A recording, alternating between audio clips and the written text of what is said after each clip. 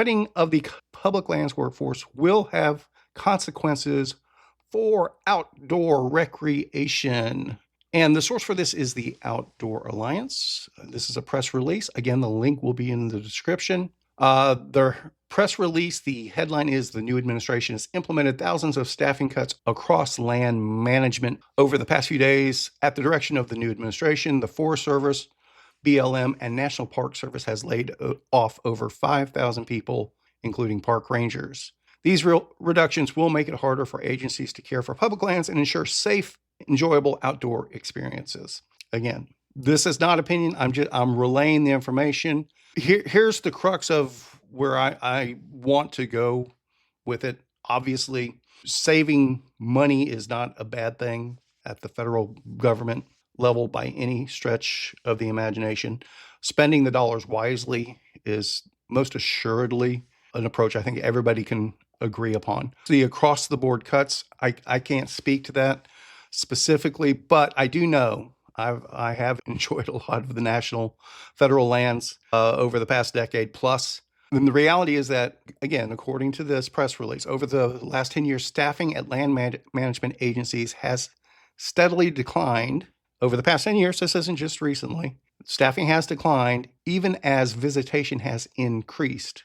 Since 2010, the National Park Service has seen a 20% reduction in full-time staff, despite a 16% increase in visitation during the same period. The Forest Service has been facing ongoing budget shortfalls, which include a recent hiring freeze for seasonal workers, further straining its ability to maintain trails, campgrounds, and recreation sites.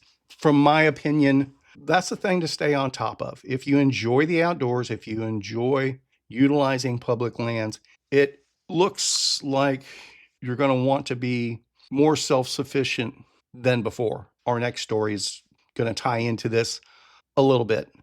You may not be a person that needs to rely on a camp host by any stretch. You're not worried about a park ranger being there. Maybe you're carrying a saw with you and you come across a trail that's not well maintained and you chip in and take deadfall out of the way and things like that. Fantastic. I know there's a lot of people that's not their ideal outdoor recreation experience at this time. Is it in the best interest of everybody for fewer people to be recreating outdoors? I'm not here to say. I know I like to do it. And there's times I'm perfectly fine being Jeremiah Johnson and completely taking care of myself, but there's other times when I like to be a little bit more relaxed and maybe have a little bit more of a glamping type experience. Variety is the spice of life. No doubt about that. Just things to be cognizant of. And it is a fluid situation. We don't know exactly what things are going to look like. Just keep your eye on the ball, see what's going on. Now, a byproduct of this, and we'll talk about it here a little bit, some good news from an industry giant. Let's bring this one up real quick. And our source for this one is Bicycle Retailer and Industry News. Garmin reports record year for consolidated revenue. That is good news. But wait, we all know, no ifs, ands, or buts about it, that Garmin is not specifically a cycling industry company. They've got their fingers in a lot of pies. But let's go over, again, link will be in the description below. Let's do the first couple paragraphs on this release. Garmin reported record consolidated revenue for 2024, buoyed, I like that. Garmin does marine industry stuff too, by a year-over-year 23% increase in the fourth quarter. That was led by fitness segment sales. So the fitness side of Garmin is what most strongly contributed to that growth. I see that as a super good sign myself. For the year, Garmin's consolidated revenue was up 20% from 2023.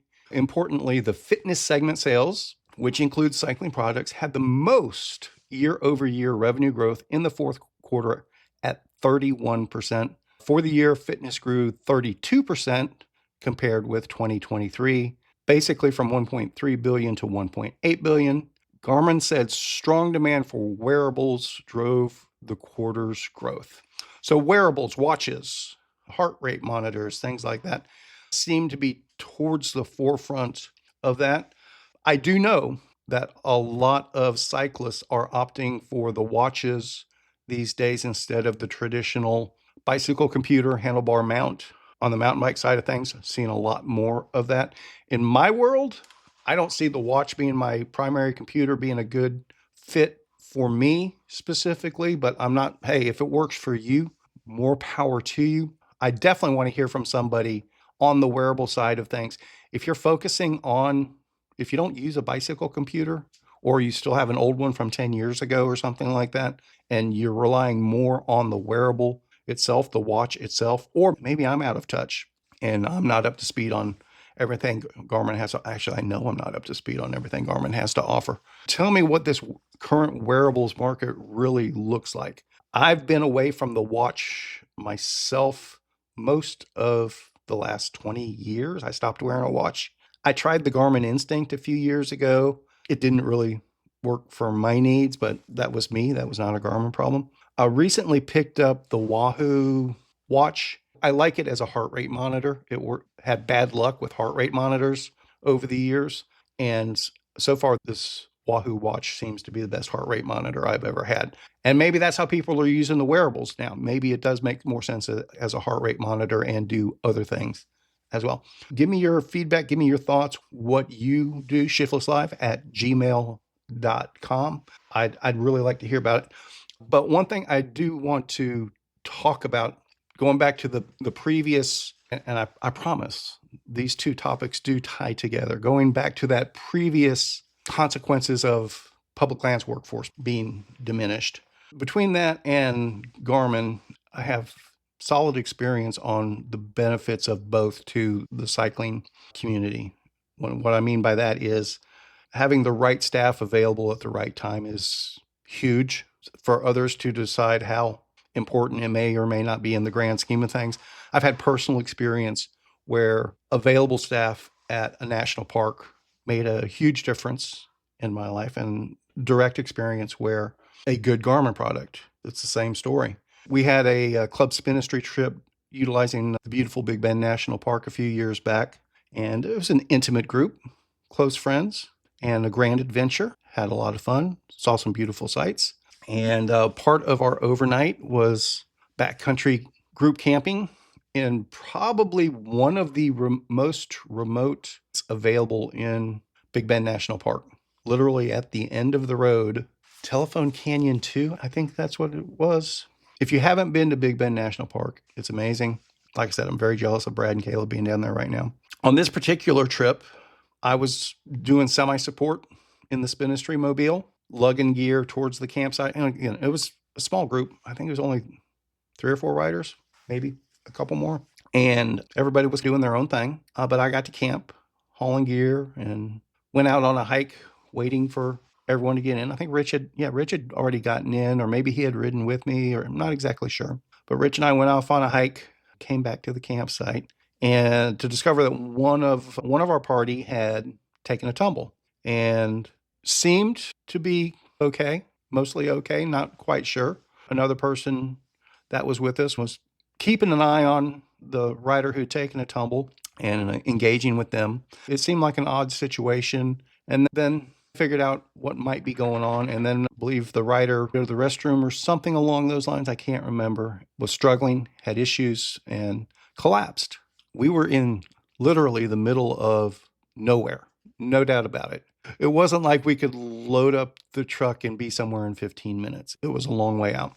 Now, when I say collapsed, the rider passed out and came back to consciousness, but obviously was not in ideal shape. It wasn't cardiac arrest or anything like that, no CPR, but essentially a concussion was involved, and we were having to figure out the best way to deal with it.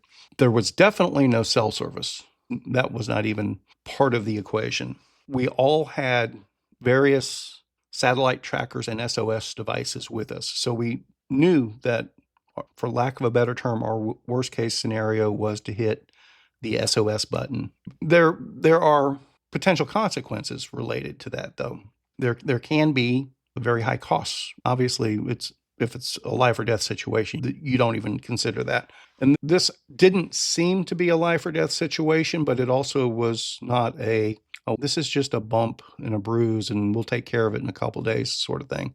It's something that needed to be taken care of on the front end. And we were trying to determine the best way to establish that.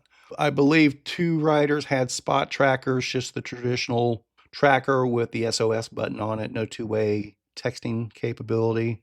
I think I had the spot with the two-way text capability, but at that point I had been less than impressed by the performance on that device. It was, for lack of a better term, spotty. You could send a message and you weren't sure if that message was actually received, sort of thing. Another person had the Garmin InReach Mini. What that person opted to do was to use the Garmin InReach Mini to text their partner at home and have that partner reach out to the national park and talk to the rangers and figure out the best way to approach that. And this was getting late in the day. It wasn't quite dark yet, but the reality is from notification, it's a good hour and a half before anybody could get to this spot that knew what they were doing. And it was very remote and it was rugged to get there. Ultimately, what came of it is the National Park Rangers sent one of the rangers out there to check on us, evaluate the situation, and ultimately transport our rider to the hospital in Alpine. I believe they ended up meeting an ambulance out at the main road and then following the ambulance there. I don't believe the park ranger took the rider all the way to Alpine themselves. I'm not positive of that. I'm pretty sure the patient, for lack of a better term, I'm not going to say victim, I'm pretty sure he listens to this, so I might get some feedback.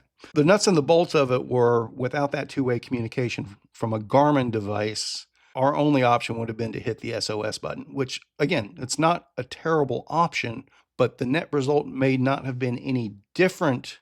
The recovery probably would have been the same process, where just hitting the SOS button, nobody knows what's going on, there's no way to communicate. Then they contact the authorities and the authorities determine the best way to get help there. I'm quite confident that it would not have been a helicopter coming out there, most likely.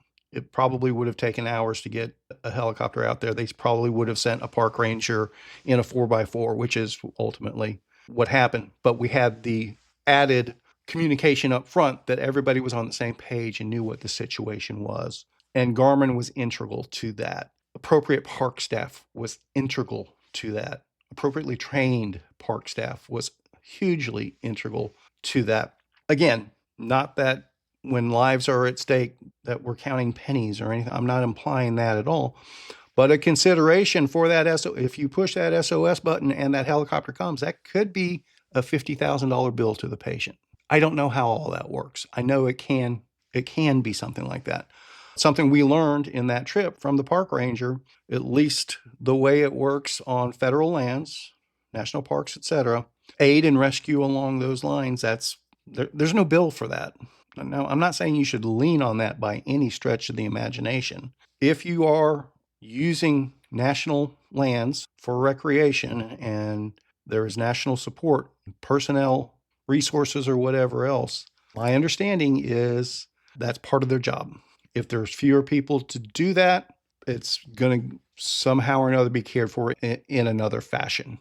And I guess one way to look at it is F around and find out, do something stupid, prizes for stupid people or whatever it is. Hey, the lesson is don't take a tumble when you're riding your bike in a national park. I guess that's one takeaway. I don't think anybody ever plans on that. And we were a pretty capable group and things happen. So a big takeaway from that one was I immediately put my spot tracking device in the drawer, and it's been collecting dust ever since. And I invested in a Garmin InReach Messenger myself.